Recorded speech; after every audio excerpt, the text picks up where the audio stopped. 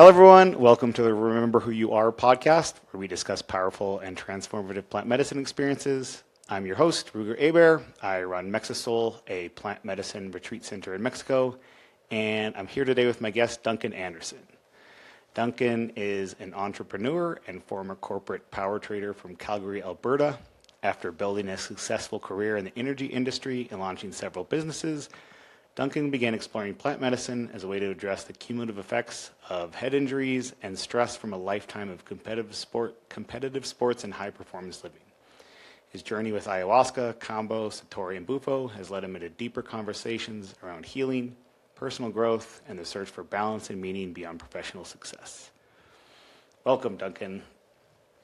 Thank you, Ruger. Good to see you again. Good to see you as well.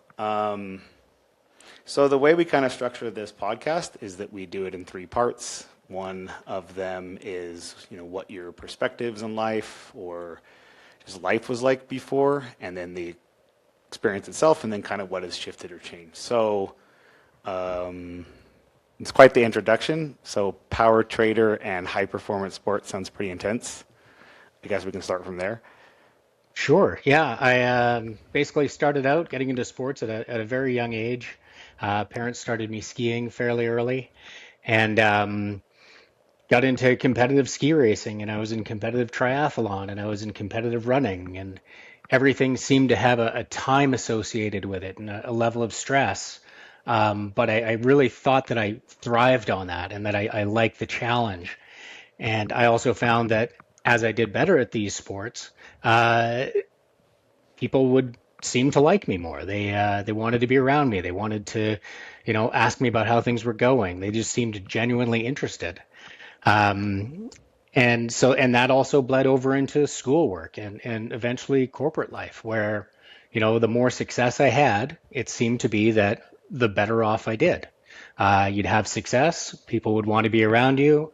I felt happier then, and so I would just keep pushing and pushing. I think where that kind of led me to, and it's interesting hearing that introduction and realizing that, yeah, that is where I came from, but I don't really resonate with it as much anymore. And over the last few years, I think what I've learned is that, this constant striving for, perfection, this people pleasing, just this constant push forward, doesn't necessarily serve me that well.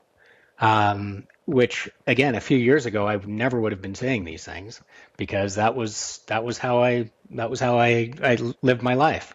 But unfortunately, that led me to a place where, when you're not having the success and you don't believe, or you're not getting the feedback from it that you think you should be, it leads to feelings of burnout or failure.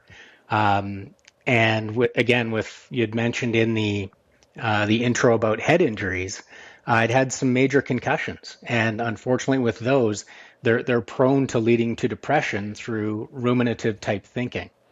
So when, for example, someone cuts me off in traffic, I will run through every single potential argument I may have had with that person for probably the next 25, 30 minutes at minimum. And when you get into these cycles of rumination, it is just an incredible draw on your energy. And it just leaves you feeling stuck and burned out and heavy.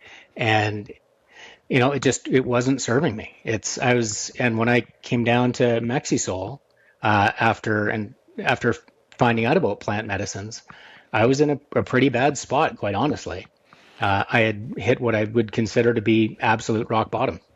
I'm definitely sensing a theme here with both performance and then I guess the sense of identity that's tied up with the performance.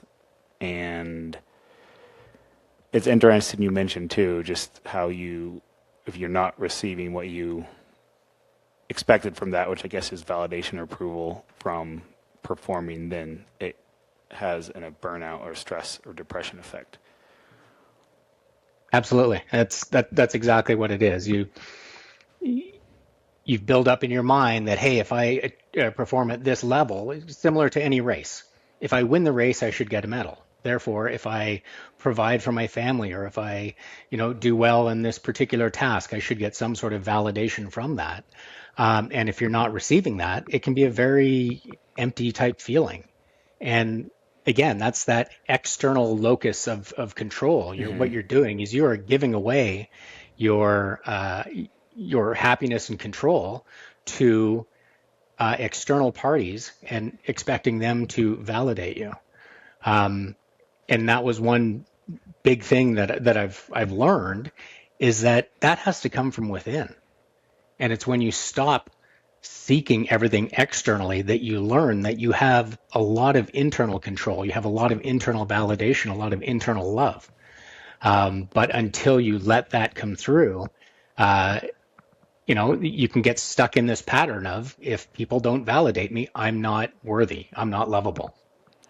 So is that what led to the? I mean, I don't know how much you want to go into it, but I kind of like hearing about rock bottoms as how it sounds. Is just it's interesting to find like what actually where's the point where it's like something okay, something absolutely needs to change. Sure. Well, I was at a point where I was recently separated, and the last couple of years of my marriage, they were never rocky. They weren't fulfilling. And my ex-wife is a wonderful, lovely person. I've never said a bad word about her, never will.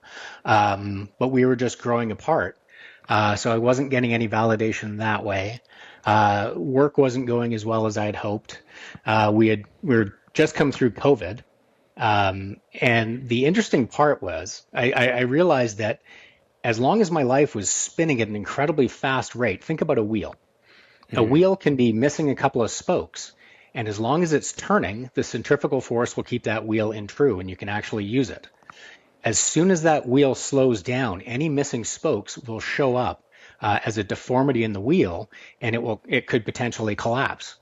And the spokes of my wheel were, uh, you know, financial security, family security, um, some level of joy. There should have been some spirituality in there, but there were things that were very much missing from that, Ruger. And when COVID shut everything down, my life wheel stopped spinning at such a rate that things that were out of balance really took me out of balance. And that wheel felt like it was collapsing. And I went into, combine that with my issue with the ruminative thoughts, and I got on a very negative downward path. And you know, it's no big secret. Before I came down to Mexisoul, um, I was pretty much heading down a path of if I don't find something that will work for me, and I'd been on SSRIs at this point for 15 years, and I'd come off them about a year and a half before because I just didn't want to take medications Hmm. anymore. And I was managing it with exercise and classical music and just trying to be active and keep my body in good shape. But it wasn't quite enough. There was something that wasn't quite there, and it was one of those missing spokes. And I think it was the spirituality piece. Um, but what I realized is that I can't live this way, and I really had a plan of if I don't find something in the next couple of months here, I had a plan formulated to basically end my life, Hmm. which it pains me to say it now, but it's also very freeing, and it's not a huge secret. I'll tell people about this. It's my journey, Yeah. and so when I was listening to some podcasts, and it was actually an Aubrey Marcus podcast, and he had mentioned ayahuasca, and I'd never heard of this before. And this was, let's call it a Wednesday. And I was just like, what is this? And I'd phoned up a friend of mine and said, look, I'm having a terrible day. Can we just go for a beer and just, shoot the breeze with a couple of guys and talk about life? And I went out for a beer with him. And he said, I was dating a girl who was going through the exact same thing. And she went to Peru and did something called ayahuasca. Ruger, that was in the same day. So twice in the same day, I'm hearing about something that I've never heard about before that could dramatically help me. Wow. And I thought, wow, again, I'm not a spiritual person at this point, but I think that's the universe talking to me and saying I should look into this. And so I had looked for a place to go to in Peru, but it was like a 21-hour flight from Calgary. There was some political unrest there, and the retreat that his ex-girlfriend had gone to was under new management. So I was like, well, none of those things sound like it's going to be, a lot of fun to get there. So then I just started looking through and saying, where else can I do this? And I looked online, and that's when Mexisoul popped up. Huh. And I thought, well, that's 7-hour flight away from Calgary. Let's jump on a plane, go down there. I booked my ticket within 2 days. Amazing.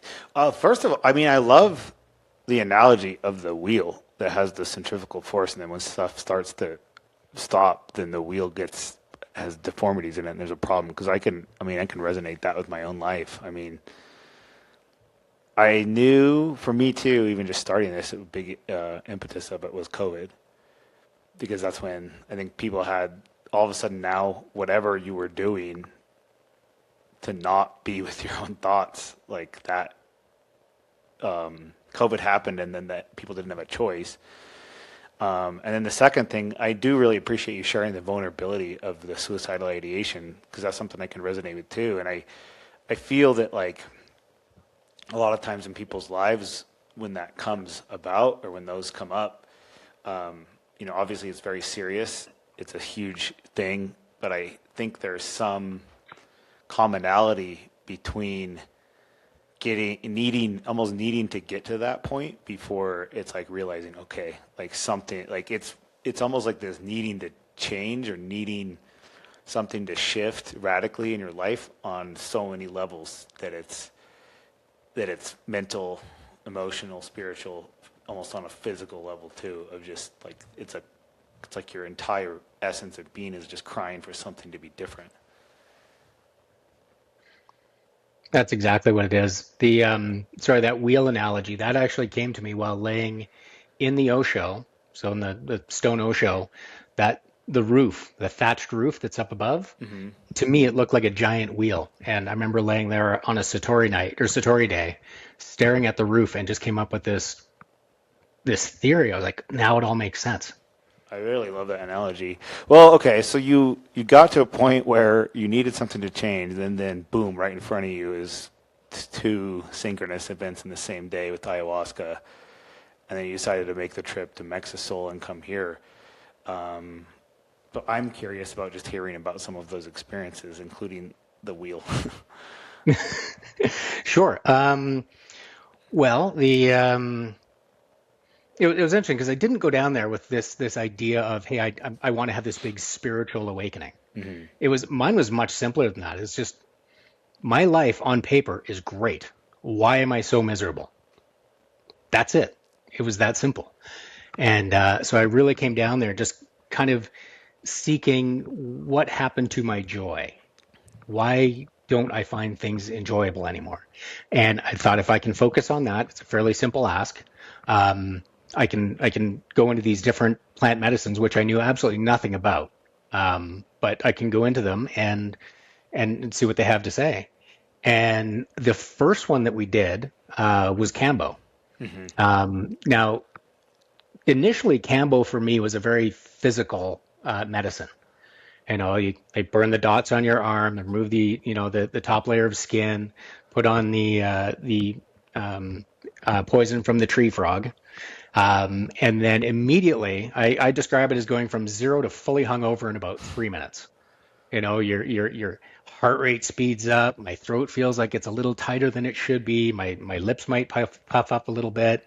You just feel puffier, and you get a bit of a nasty headache, and then just the urge to purge comes on. It's just the nausea is incredible. But initially, I fought it. Ruger, I was breathing through it. I was meditating. I was doing all these things to just fight back that nausea to say, no, you're not going to happen.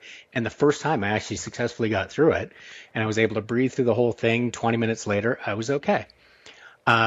What I didn't realize, I had just short circuited the entire thing. I felt exhausted. Like the next ceremony felt a little bit off. And it wasn't until I realized that I didn't at all surrender to the experience. And it's the next time that I did Kambo, and I said, you know what? If I feel like I'm going to purge, I'm going to purge. And if I feel like I've got just a brutal headache, I'm going to thank the headache for being there and thank it for teaching me what it's teaching me. Sometimes it's through the pain that you get the benefit. Actually, often that's the case. So the next time I was still meditating, but I was feeling everything and I was experiencing everything. And it was an incredible experience. It wasn't as much like I was off somewhere else, but I was fully in my body. Um, but I realized that surrendering means going through these things. Mm-hmm. And I came out the back end of that with way more energy, and I felt really positive. And ever since when I've done Kambo now, when I finish it, I actually feel motivated. It's like after you've had a bad cold or a bad hangover or something, you're coming through and you're like, oh, I got to hit the gym right away and do all these kind of things. That's exactly how it feels to me now. Like as I'm coming out of Kambo, I'm thinking, I want to work on my Spanish. I want to work on my guitar. I got to work on this. Like here's all these amazing things that I can do now that I'm feeling even better. That's awesome. Well, also, congratulations, because I think you're the first person that's been on this podcast that's referenced Kambo as one of the medicines that, or experiences.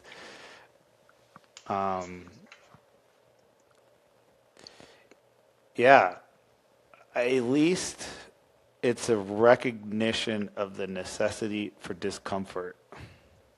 Mhm. It's one of the reasons why we do it too at the beginning, among many others, but also just to prepare people for that. Yeah, I think it's a good one for that as well as, it does help to clean the system out and to allow you to, or helpfully allow you to surrender into the other experiences. If you go through this very physical one to begin with, then the other ones seem a fair bit easier. Yeah, at least definitely from a physical perspective. Hmm. Yeah.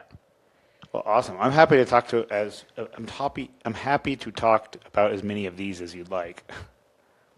Yeah, well, I can go into ayahuasca, and ayahuasca and I've had a complex relationship. Initially I was so hyper vigilant again, and this comes from my wanting to control things. Uh-huh. Um, I was just super hyper vigilant, like, oh, is it coming on now? Is it coming on now? How about now? How about now? And I couldn't let it go. I couldn't relax into anything. And I would hear people around me starting to go into their experiences. You hear the breathing change, you hear, laughing or purging or crying or something, and you're like, well, how come they're having this experience and I'm not? And then I would try to surrender and try to surrender. And what you realize is that trying to surrender is not surrendering at all. In fact, the less you try to surrender and just relax, the better it goes. Um, so it took me a while to kind of figure out how to get into my ayahuasca experience, and I think the real key for me was um, the earplugs and the eye mask, because with those on, you kind of create your own little cocoon, and you're not as affected by everyone around you. Which again, with my hypervigilance, I was just hearing everything, but with those on and in, I was able to kind of remove myself from the whole thing and just get into my own mind. And then I could feel things coming on. And start to see some lights or see some visioning. And it took me a few ceremonies to really get there. But now I have phenomenal, like interesting conversations with ayahuasca. She really does have a great sense of humor. And is very direct in answering things. For example, there was one where um, I was kind of struggling with, okay, now that I'm separated, I'm alone. Uh, is it possible for me to be alone without feeling lonely? Which was a huge thing for me. And I remember asking Abuela or ayahuasca, I was like, well, how can I be alone without being lonely? Like, is there a secret to this? And ayahuasca showed me a mirror, just showed a mirror, and there was my face looking right back at me. Huh. And it was a really interesting because as I looked at it, I didn't see me as a project. And that's how I had always seen myself. Every time I look in the mirror, it's like, well, you got to work on your arms today, or you got to work on this, or oh, and your hair's out of place. Like always trying to fix something. And instead, I just saw this beautiful person looking back at me as a person. And it was I'd never looked at myself in that light before of just, hey, appreciate who you are. And what ayahuasca was trying to tell me is just if you can appreciate who you are and have that internal love, then that is all you need. Having other people around you is wonderful, but you don't necessarily need them if you have self-love. Yeah. So was that in the first ceremonies you did, or did that come after some time? That was probably ceremony number 3 or 4, so retreat number 2. Gotcha.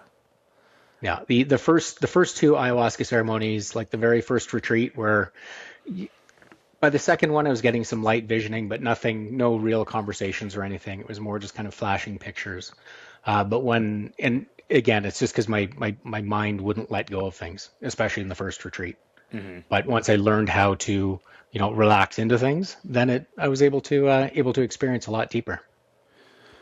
Another question too is just, so you mentioned controlling things in hypervigilance. Was that something you were completely aware of going into this, or is that something that you kind of realized was there, but you didn't realize the gravity of it? I always knew it was there. Like I'm one of these drivers that as I'm driving down the road, I can tell you the color of every car behind me. Like Hmm. it's, I'm always in my mirrors. I know things that are going on around me. Um, but yeah, I didn't realize much I turned that back on myself as well.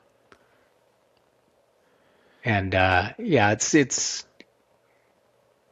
the experiences have taught me that maybe I don't have to be quite as, and I think the reason for the hypervigilance is I'm looking for predictability. I'm looking for control. And again, if you can learn to let that go and learn how to be a little bit uncomfortable, I think it serves you very well. Yeah, the hypervigilance too is usually a pattern that has served us well at some point. Oh, at some point, yeah, it's generally what can keep you safe. And or if yeah, I guess that would be the biggest thing is just safety, is what's going to happen next. Well, I know you've had a lot of medicine experiences. Let's continue. Okay, I think probably the in the first, and we talked about the first retreat, me not necessarily being able to get into the medicines as deeply as I would have liked. Hmm. And I'd come down there in a very dark, difficult position for myself mentally. Um, and had I just left after ayahuasca or Satori, I'm not sure that I would have felt that I had gotten everything out of the experience. And it was really Bufo that took my entire world and blew it apart and showed me things that I simply can't explain and can't describe, but filled me with it just an incredible amount of awe. So with Bufo, basically you breathe in the smoke, you hold it for roughly 10 seconds, whereas ayahuasca or Satori can take anywhere from 20 to 40 to 60 to 90 minutes to come on in the experience. Bufo, you're in there in 10 seconds. Right. And there is no fighting it. There's no turning back. You're in it. Um, and honestly, I wasn't sure what to expect. And it delivered me into this floating world of energy where I didn't have a body. I still roughly knew who I was, or my soul anyway, but I was floating through this energy field, following some sort of, it was almost like a dragon type image, like a guide. And there was no words or anything said, but all of a sudden I knew everything around me. I knew all of the people that were in the room with us, although I wasn't physically in the room anymore. I had a feeling of the room. Um, but I could sense all of the people I knew in my life and people I had never met or people I had yet to meet. It was just this feeling of incredible connection and oneness. It was amazing. Um, and for the first time, and I remember it very distinctly, and I might well up a little bit here, but I remember thinking, I'm pretty good. You know what?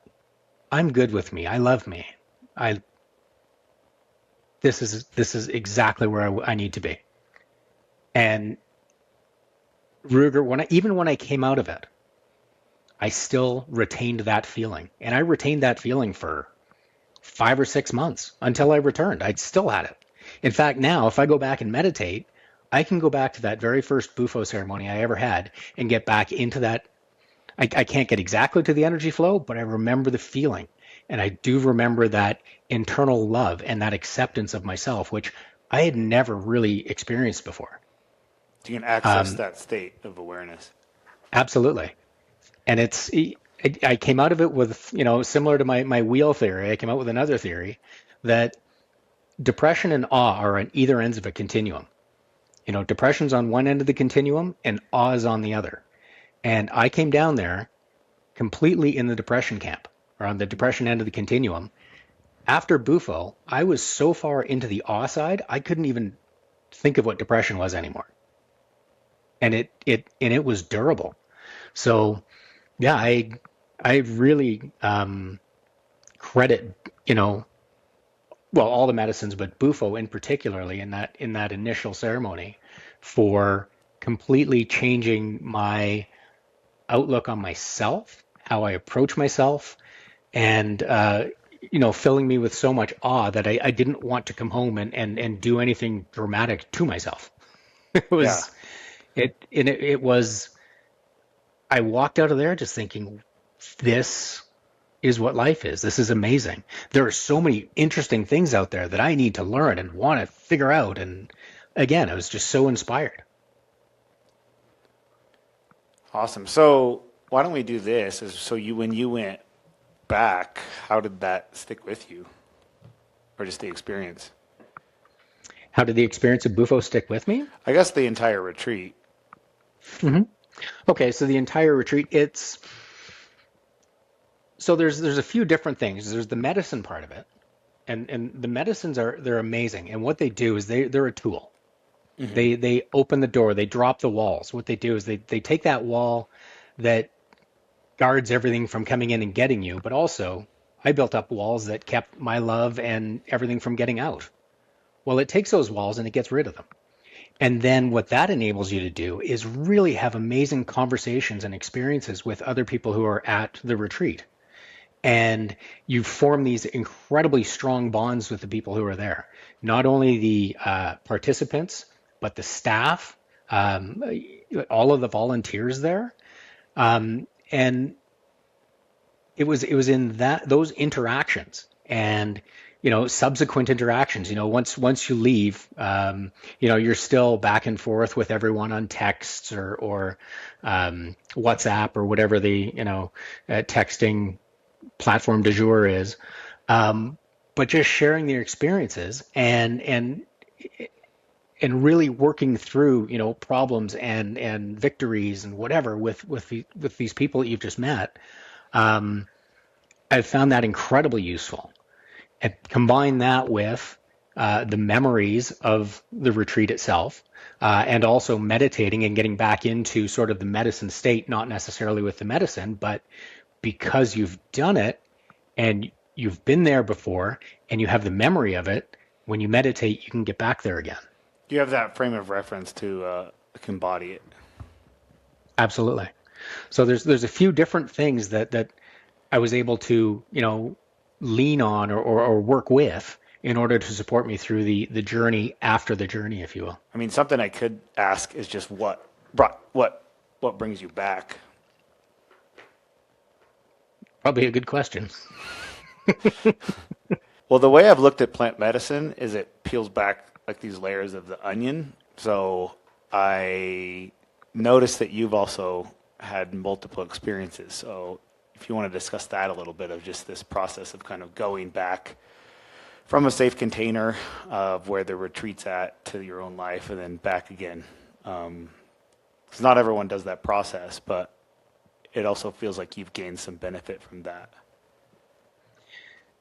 From leaving the retreat and then integrating back into my life and then using that as I return back to the retreat again? Is Yeah. that what you're asking? Okay. Yeah, for sure. What I find is that in mexisoul does an incredible job of integration. That's one thing that I really honestly had not thought about before I went down there. But yeah, it's how do you take these transformative experiences, bring them back into your life in such a way that it's meaningful and durable, sustainable, um, without necessarily changing things so much that you're, off balance or people think you've maybe lost it. Mm-hmm. So um, I think that the integration program that you have at mexisoul is very useful. And focusing on simple things. Like I found that when I came back, having some of the music that's played at the retreats is incredibly helpful. I resonate with music a lot. So if I want to get back into that headspace, having the music being played is is fantastic. Also, when you first return, take a couple of days to just defrag. Take a couple of days, not necessarily going straight back to the office, but just to put things in perspective and do a lot of journaling. I was never a journaler before I ever went down.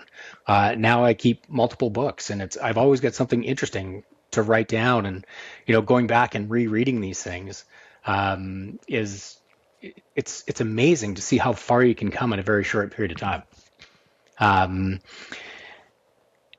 and then the other thing is learning who and who not to talk to. I'm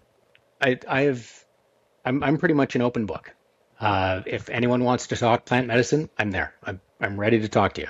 But if ever I bring it up and someone says, you know what, not for me, that's fine. End of conversation. We'll talk about anything else.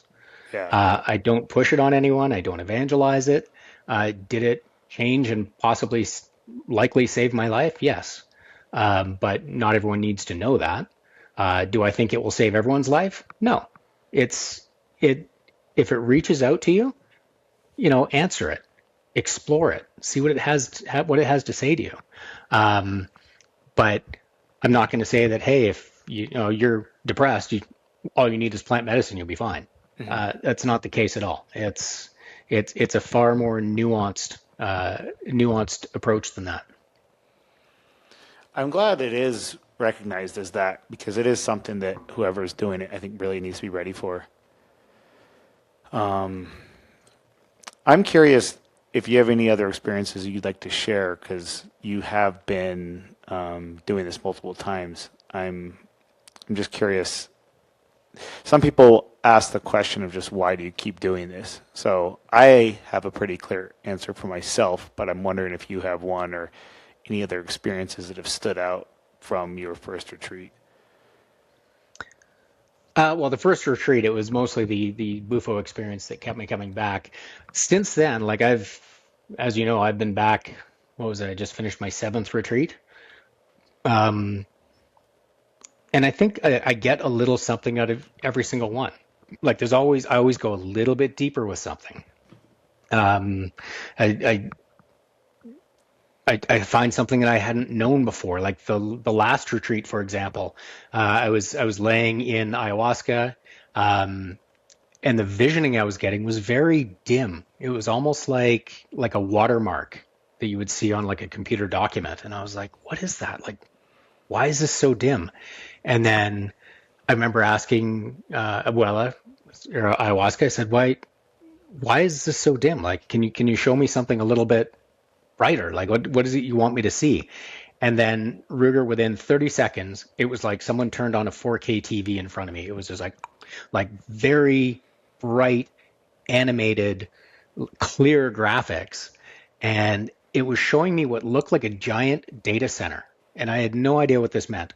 And it kind of ran along, and the data center must have kept rolling by, and I saw gauges, and I saw, memory and all the rest of this kind of, uh, it looked like a, big VCR end to end to end sort of thing.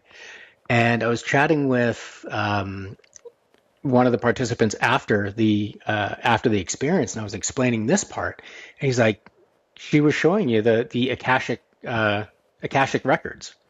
The Akashic records are, a spiritual record of everything that's ever happened and will happen. So they had said it was Akashic Records, which is incredible to me because it's fascinating how plant medicine allows us to at least be aware of or access these different parts of the realms of spirituality. Because that's something too that if I would have heard 4 or 5 years ago, I would have just dismissed it. But Well, it was the fact that I had no idea what I was looking at.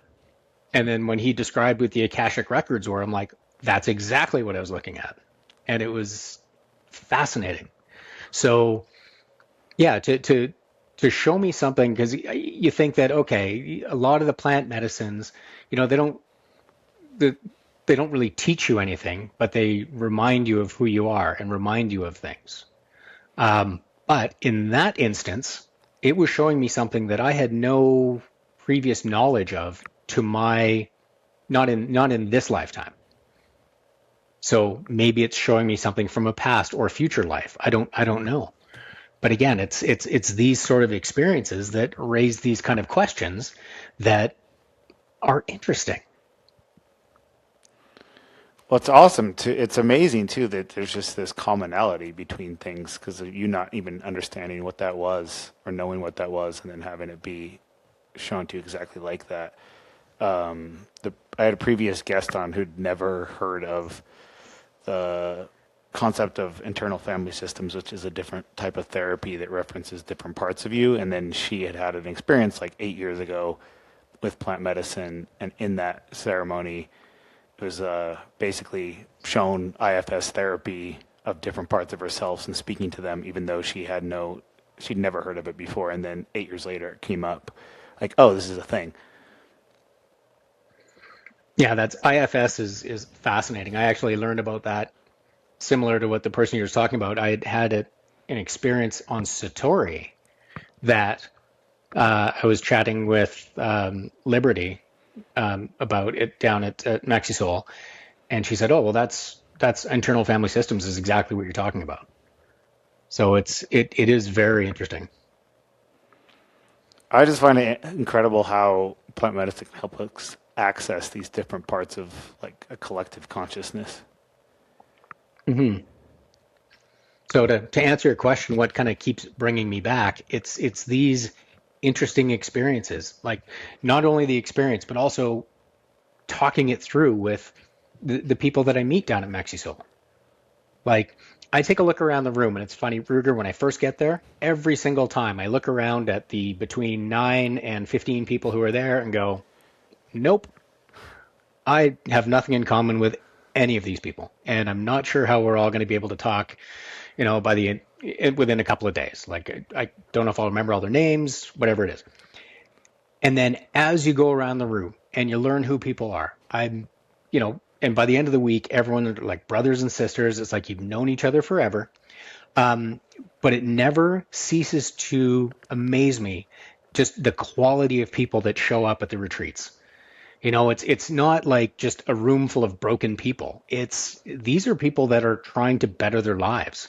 They're taking time away from their family, their friends, their career, whatever it is, to go and try to make their lives better.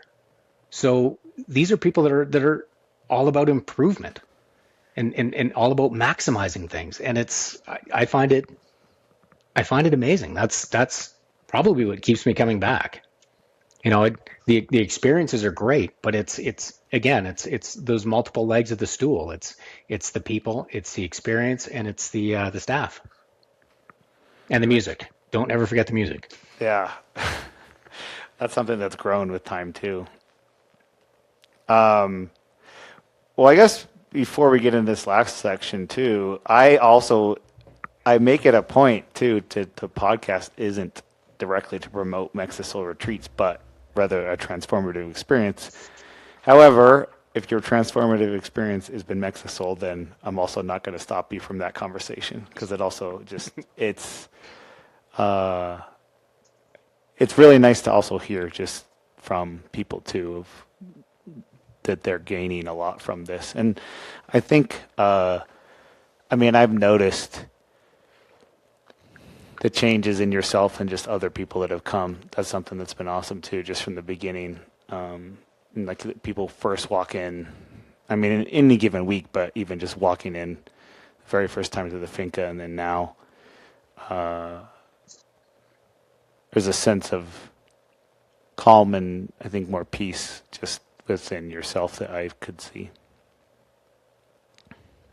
I definitely feel a lot more peaceful than the first few times I was down there. That's for first couple of times, that's for sure. Wheel has stronger frame spokes in it.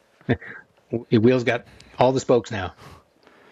Well, before we go into the third portion of this, is there any other experiences that stand out or that you want to mention? Not really. I think I've kind of covered the main ones. Okay. Thank you. Well, sure. Thank you. So something that I always like to talk about then is and we've touched on this already, but what has kind of shifted for you, or what is different, or looking forward now versus the past? And we started this with your overall description of, high performance, high performance, high performance, and you said that something to the effect of that almost felt like a different life. So what is kind of like the perspectives or shifts or things now that you're working through?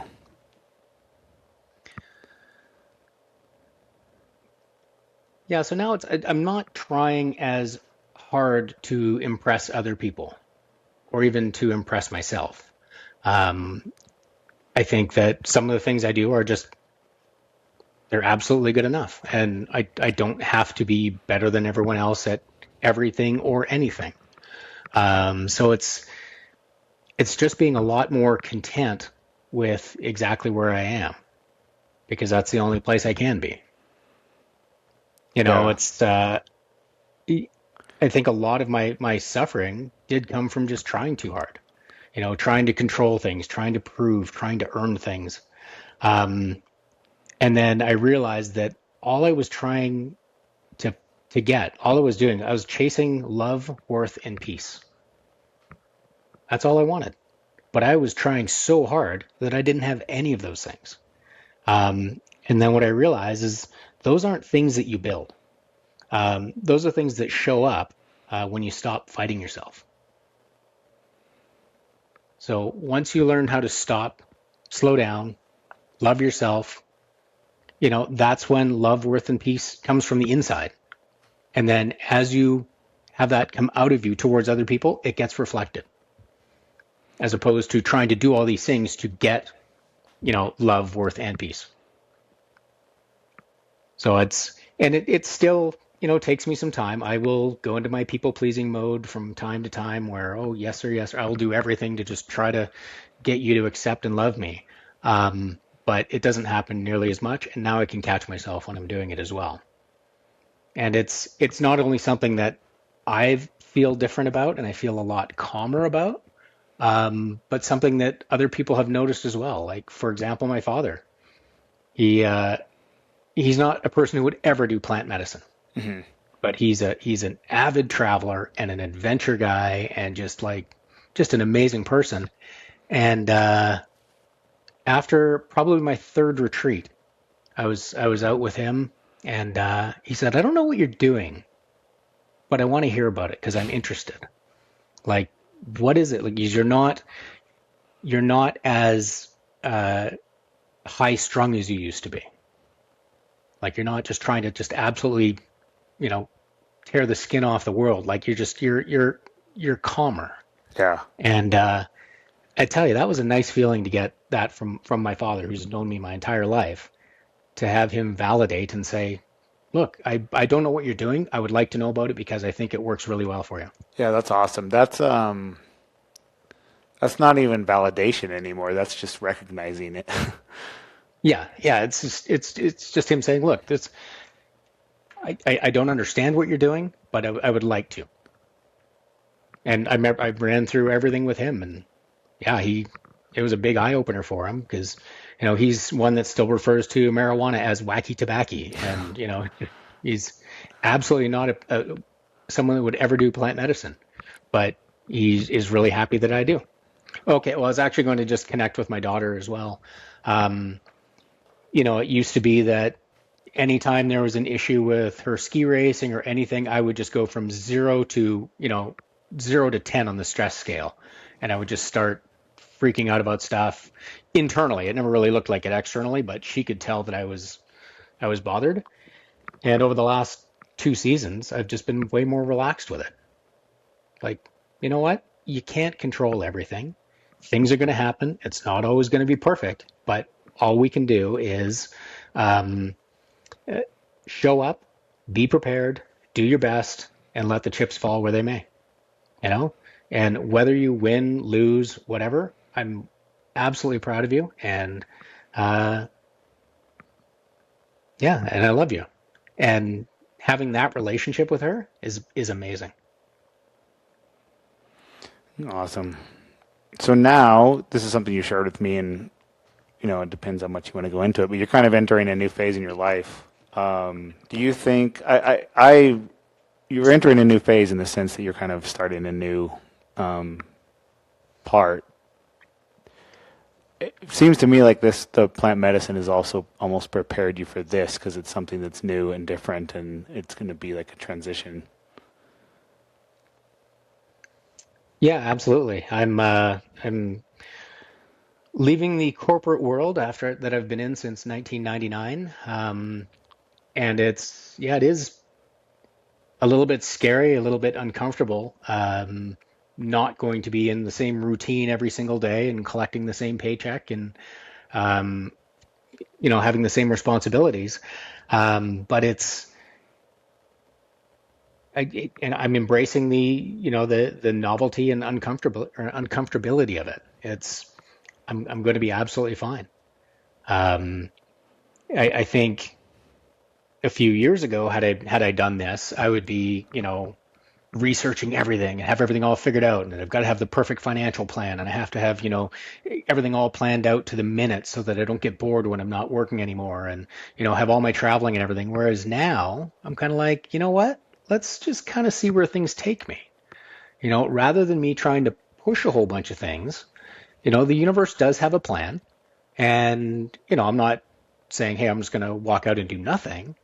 I do have some plans, and things are uh,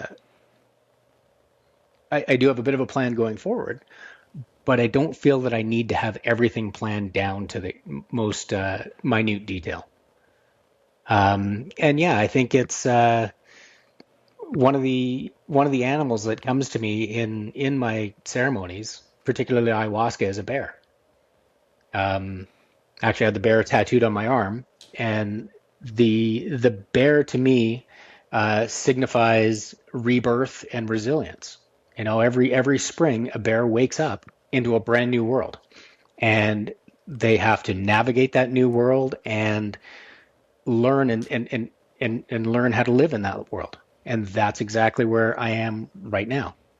I'm coming out of a 30-year career, and now I'm waking up into this new world.